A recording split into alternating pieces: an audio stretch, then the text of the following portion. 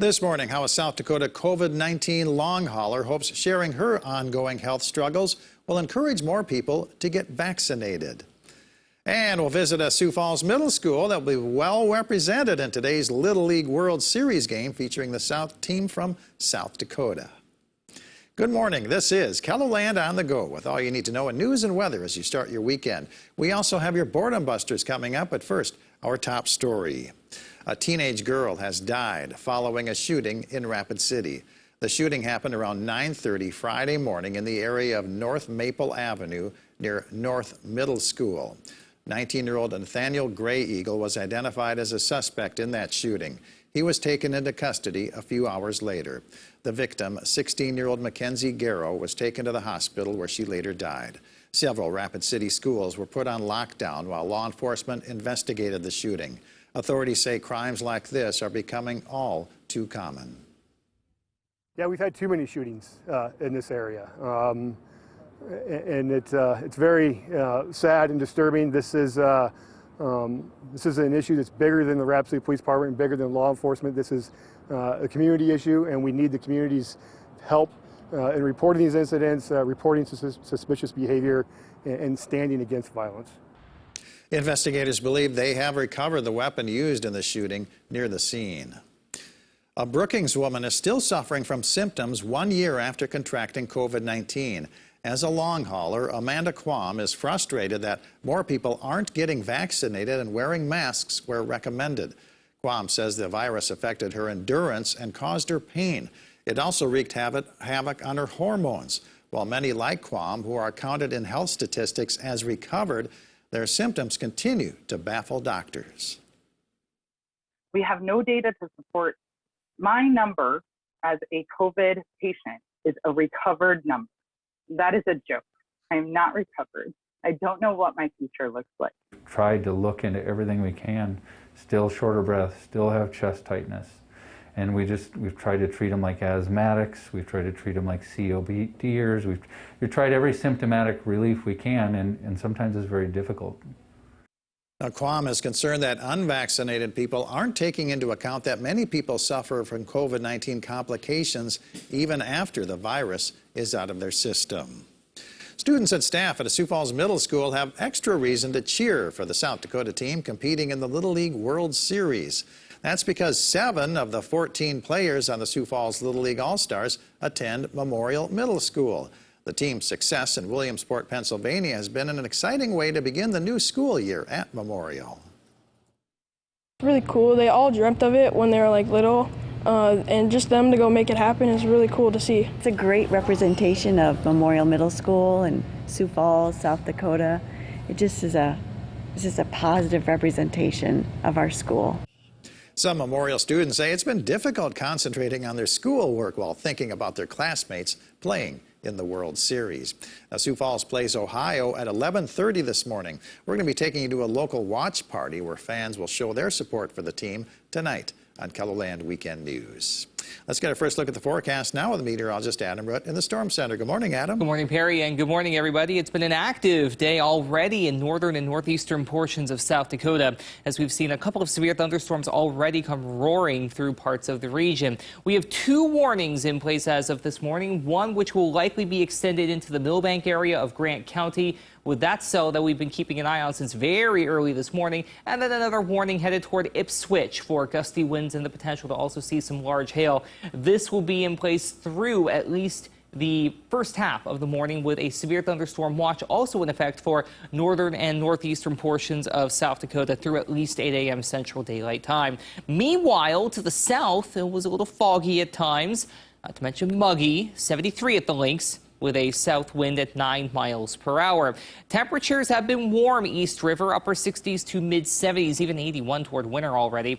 67 though as you head into Phillips, 63 Rapid City with a breeze out of the east by southeast East River, but north West River, the latter because of a cold front that's going to be moving through, but low pressure is going to be wreaking havoc today, not just this morning, but also later this evening. We'll talk about both threats for severe weather coming up. All right, thank you very much, Adam. Well, the Emily's Hope Poker Run and Car Classic Show is a fundraiser for the nonprofit that helps families dealing with addiction.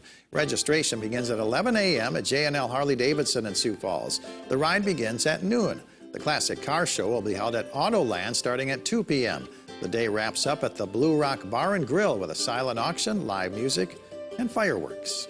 The McCrossin Boys Ranch Extreme Event Challenge features barrel racing, mutton busting, and the Northern Bull Riding Tour. The challenge takes place at the Leo P. Flynn Memorial Arena. Pre-show entertainment begins at 4:30. The rodeo starts at 5:30. Adult tickets range in price from $12 to $15, with children's admission at $5. All proceeds will support programs for at-risk youth at McCrossin Boys Ranch. The Step Big Walk is a benefit for the South Dakota Parkinson Foundation. The walk takes place from 8 to 11:30 a.m. at Sioux Falls Stadium. Walkers can also participate virtually. All proceeds will go toward Parkinson's programs and services offered throughout the state. That Sounds Decent Music Festival features 6 bands, food trucks, and skate ramps at the 8th and Railroad Center in downtown Sioux Falls. The gates open at 3. The music starts at 3:45. Admission is free. The Taylor Scott Band is the featured performer at Levitt at the Falls Free Concert in downtown Sioux Falls.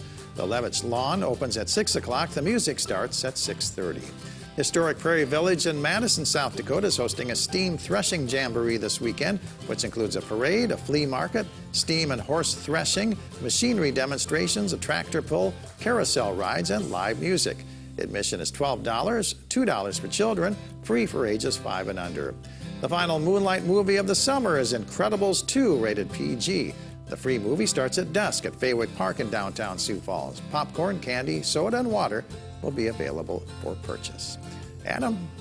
Well, it's still going to be an active morning across north central and northeastern KELOLAND with a severe thunderstorm watch in effect until 8 a.m. Central Daylight Time Saturday. This could be extended depending on what kind of activity is able to hold itself together. So don't be surprised if an update comes along where we see the severe thunderstorm watch get extended in time until the middle to later part of the morning as we continue to watch. Some pretty strong to severe storms roll through portions of northern and northeastern South Dakota. Here's our first line that's headed toward the Ipswich area. Portions of Edmonds and Falk County were under a severe thunderstorm warning for that line. And then also our other cell, our supercell rather, moving to the east in Grant County toward the Millbank area this morning. The latter of those two things I mentioned has had a history of producing golf ball to even tennis ball sized hail as that gradually moves on out of the area. This is the first of 2 opportunities for severe weather that we're going to be keeping an eye on. This is the second one